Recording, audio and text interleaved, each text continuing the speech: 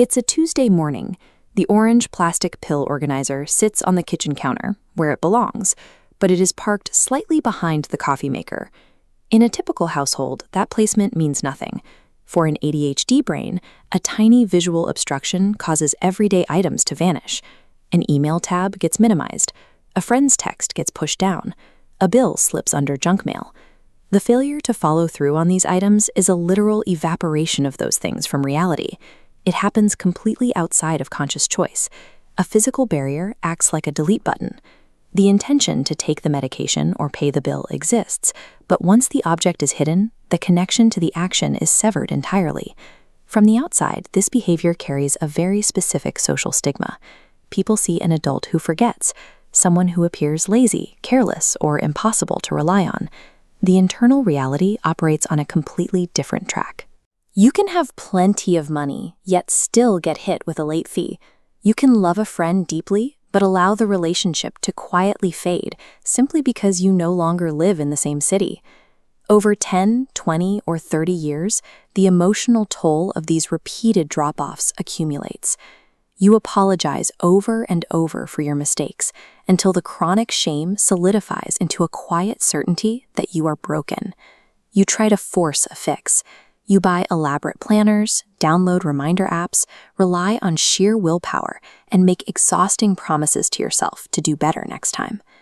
The heaviest part of this loop is the tragedy of the blame itself. You spend a lifetime internalizing guilt for a character flaw, constantly apologizing for what is actually an undiagnosed difference in your nervous system. For one woman, it took until age 38 to find the vocabulary for why her world kept disappearing. She discovered a developmental concept called object permanence. This animation shows how it works in typical neurological development. When a shape moves behind a solid block, the brain understands it hasn't vanished.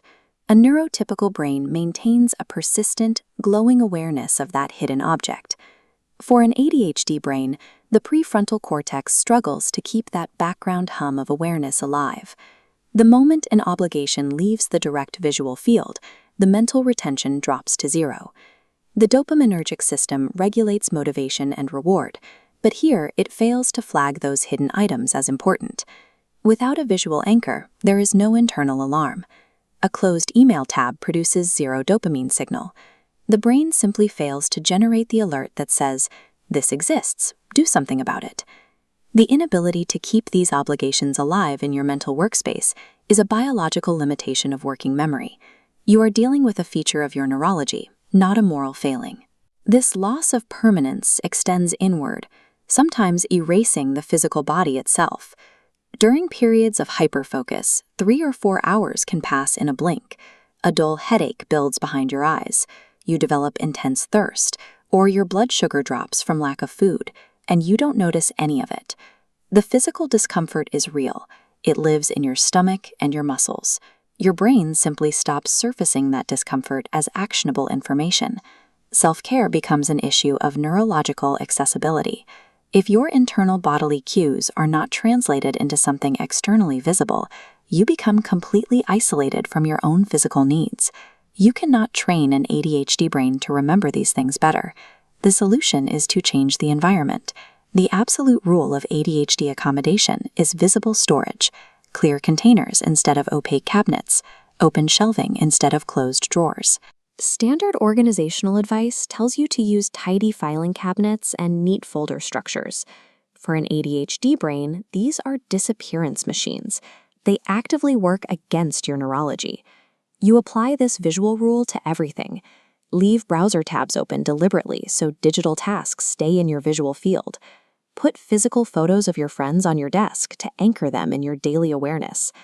To an outside observer, this looks like clutter, but externalizing your reminders is a highly effective, intelligent accommodation that successfully overrides the limits of your working memory. She stands in her kitchen on a Tuesday morning.